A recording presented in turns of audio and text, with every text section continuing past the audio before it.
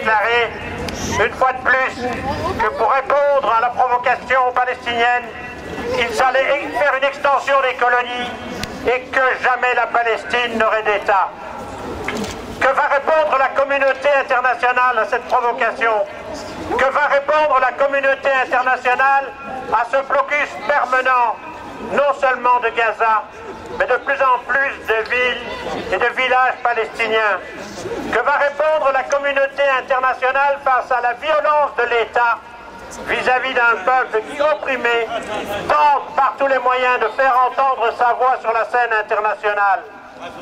Il faut que, aux Nations Unies, il faut que, au Conseil de sécurité, soient prises des mesures comme il se fut le cas dans le temps et qu'une force d'interposition soit déployée sur la ligne verte. Il faut que nos gouvernements et que l'Union européenne soient capables de faire entendre la voix aujourd'hui.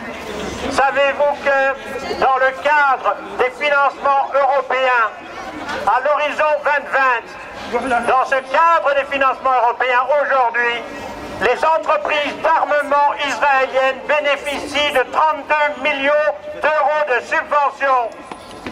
Savez-vous que aujourd'hui, Israël est le partenaire principal de tous les pays de la périphérie méditerranéenne, de tous les pays de l'Afrique aujourd'hui? C'est Israël qui est le principal bénéficiaire des soutiens de l'Union européenne.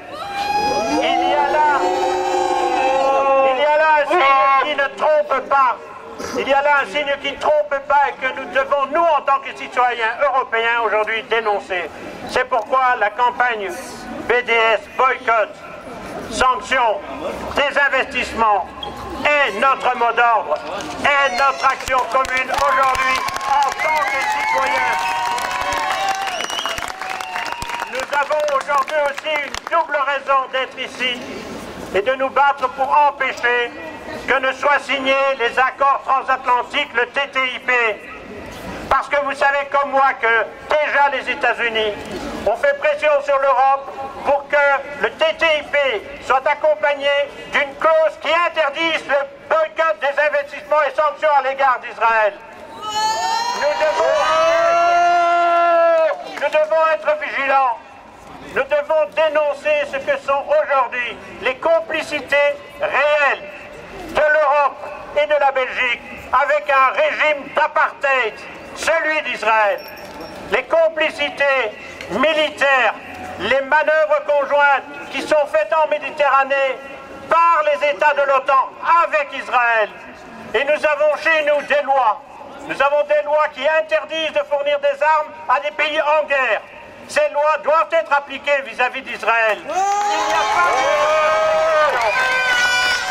Et nous sommes là pour dire comment nous, citoyens, nous entendons exiger justement qu'il y ait cette force d'interposition, exiger qu'il y ait la levée du blocus à l'encontre de Cuba, exiger des Nations Unies que soit réhabilité le comité contre l'apartheid qui à l'époque a été capable de condamner l'Afrique du Sud pour le crime d'apartheid qui aujourd'hui existe en Palestine et en Israël. C'est notre obligation citoyenne et je vous remercie d'être là ici aujourd'hui. Je vous remercie de faire cette chaîne humaine qui sera la chaîne humaine que les citoyens d'Europe feront à travers toute l'Europe et à travers tous ceux qui dans le monde aujourd'hui ont compris l'appel du BDS et sont solidaires du peuple palestinien dans ses justes revendications pour un État. Quelle que soit la forme de cet État, c'est les Palestiniens qui s'autodétermineront. Le droit retour des réfugiés, c'est un droit fondamental reconnu par les Nations Unies.